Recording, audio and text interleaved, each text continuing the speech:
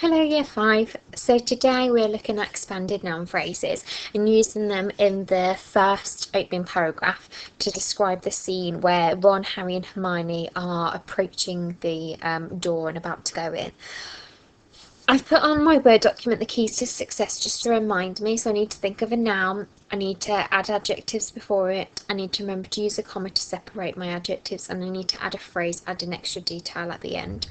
Now what I've decided to do is I have got the film clip from Monday open as well, so I can play that to help me come up with some of the nouns and maybe some of the adjectives as well. So first of all, I'm going to pick the noun being the children, which is a plural noun, so it doesn't have to be a singular noun, it could be a plural noun. So my noun is children. Okay, now I need to think of some adjectives to describe the children. Now they're whispering, aren't they? They're quite cautious and quite scared, so I'm going to put cautious, whispering children.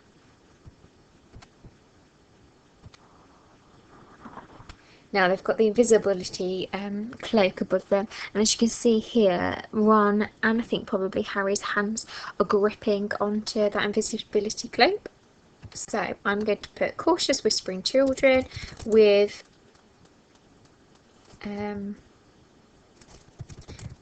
hands clasped around the invisibility cloak. I'm actually going to add Harry's here, because then I could use an apostrophe possession and show obviously who it belongs to. So my noun is the children. I've got my adjectives of cautious and whispering. I've remembered to include my comma to separate my adjectives. And I've got obviously my phrase at the end. Now that is not a sentence yet, okay? That is an expanded noun phrase. I'm going to have to turn it into a sentence. So I'm just going to copy and paste the expanded noun phrase. And I need to think of a verb now of what the children are doing.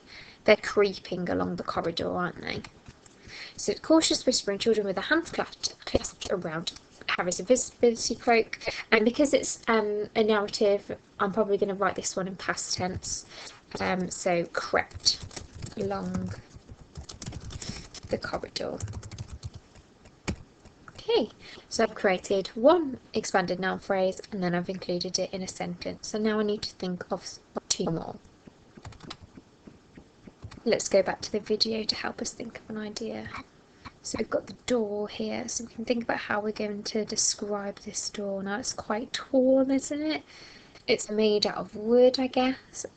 And it looks like it's got some extra sort of detail inside. So we're going to put a towering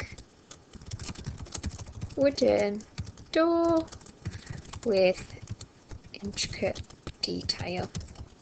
I've got an expanded noun phrase, let's check. I've got my adjectives, towering, wooden. I've got my comma separating them.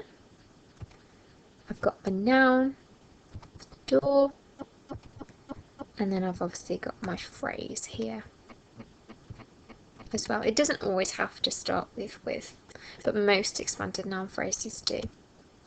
Okay, let's take that expanded noun phrase then and put it in a sentence. Now last time my expanded noun phrase was at the beginning of the sentence. It doesn't have to be at the beginning. It can go in the middle or it can go at the end. So I'm going to put this one in the middle. Oh, didn't mean to do that. So as the children approached the towering wooden door with intricate detail. Now, because I started my sentence with a subordinate clause, I need to have a comma here. They noticed that it was locked. Now in the film it's locked, isn't it? But in the extract that we read on Monday, it was actually unlocked. So you can obviously choose when you write your own version of this story as to whether it's going to be locked or unlocked. Let's see if we can find the noun. So we could do the lock as it opens, or we could do Hermione's wand.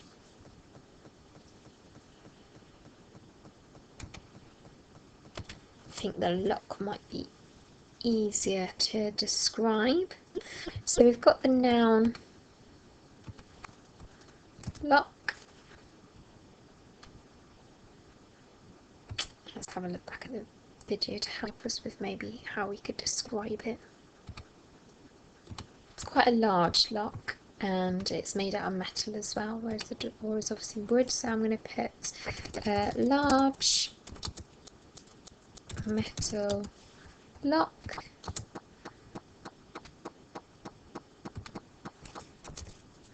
with a handle. And think of how I might describe that handle better.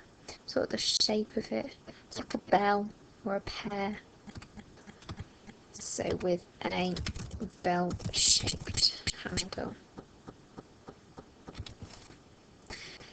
Now, in my first one, I put my expanded noun phrase at the start of my sentence, and this one I put in the middle. So this one I'm going to try and put at the end.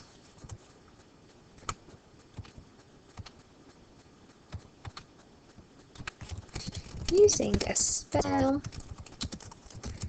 Hermione managed to open the large metal lock with a bell-shaped handle. There we go, that's the sentence now.